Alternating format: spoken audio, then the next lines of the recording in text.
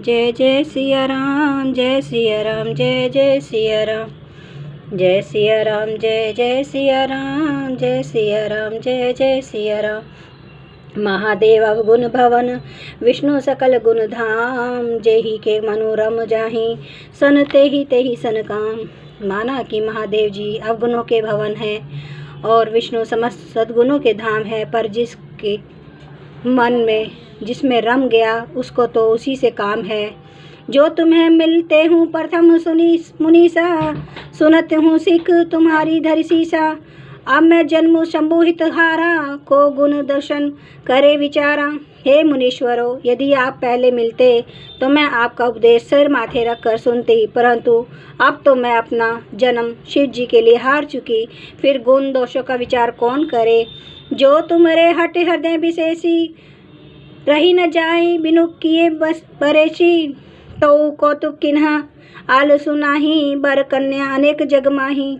यदि आपके हृदय में बहुत ही हट है और विवाह की बातचीत बरेखी किए बिना आपसे रहा नहीं जाता, तो संसार में वर कन्या बहुत है। खिलवाड़ करने वालों को आलस्य तो होता नहीं है।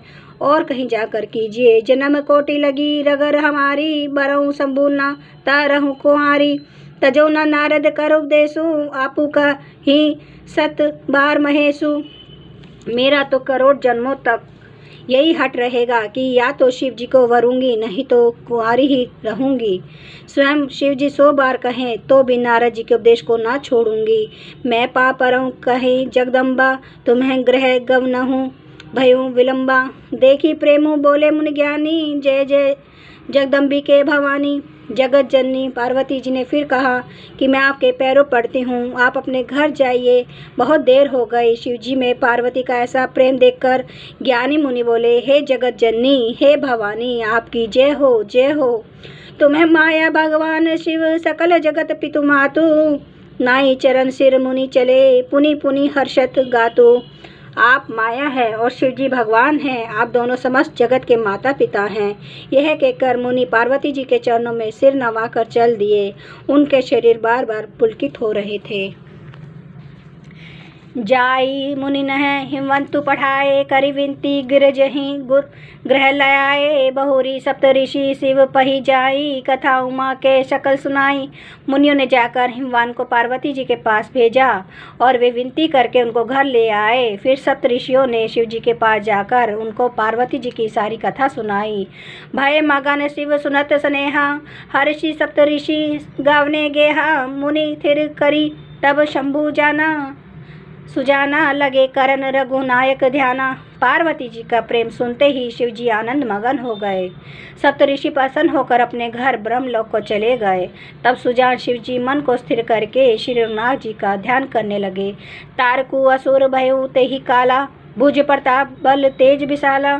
तेहि सब लोक लोकपति जीते, भय देव सुख संपत्ति रीते। उसी समय तारक नाम का असुर हुआ, जिसकी भुजाओं का बल, प्रताप और तेज बहुत बड़ा था। उसने सब लोक और लोकपालों को जीत लिया। सब देवता सुख और संपत्ति से रहित हो गए। अजय अमर सो जीती न जाई, हारे सुर करी विविध लड़ाई। तब बिरंची सन जाई पुकारे, देखे विधि सब देव दुखारे। वह अजर अमर था, इसलिए किसी से जीता नहीं जाता था। देवता उसके साथ बहुत तरह की लड़ाइयाँ लड़कर हार गए। तब उन्होंने ब्रह्मा जी के पास जाकर पुकार मचाई। ब्रह्मा जी ने सब देवताओं को दुखी देखा।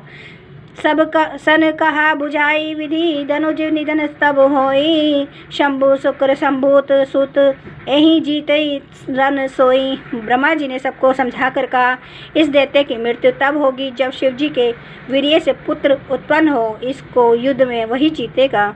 मौर्य कहा सुनी करो उपाय, हो ही ईश्वर करी सहाय। सती जो तजी दक्षमक देहा, जन्मी जाई हिमाचल गेहा। मेरी बात सुनकर उपाय करो, ईश्वर सहायता करेंगे और काम हो जाएगा। सती जी ने जो दक्ष के यज्ञ में देह का त्याग किया था, उन्होंने अब हिमाचल के घर जाकर जन्म लिया है। तेहि तपु किन्हें शंभुपति लागी, शिव समाधि बैठे सबु त्यागी। यद्यपि अहि असमझ भारी, तदपि बात एक सुनो हमारी।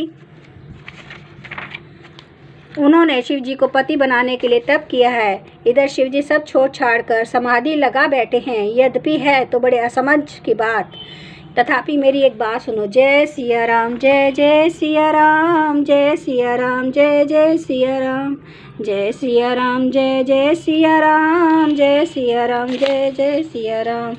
श्री रामचंद्र कृपालु भजु मन हरन भव दुख दारुण नव कंज लोचन कंज मुख कर कंज पद कंजारुणम कंदर्प अगणित अमित छवि नव नील नीरद सुंदरम पटपीठ मानु तड़ित रुचि सुचि नौमि जनक सुतावरम भजु दीन बंधु दिनेश दानव दैत्य वंश निकंदनम रघुनंद आनंद कंद कौशल चंद्र दशरथ नंदनम सिर मुकुट कुंडल तिलक चारु उदार अंग विभूषणम आजानु भुज सर चाप धर संग्राम जित खर दूषणम इति वदति तुलसीदास शंकर शेष मुनि मनरंजनम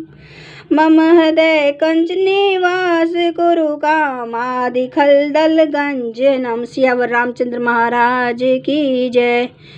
मेरे शिव बाबा की जय। बजरंग बली की जय। हर हर महादेव, हर हर महादेव।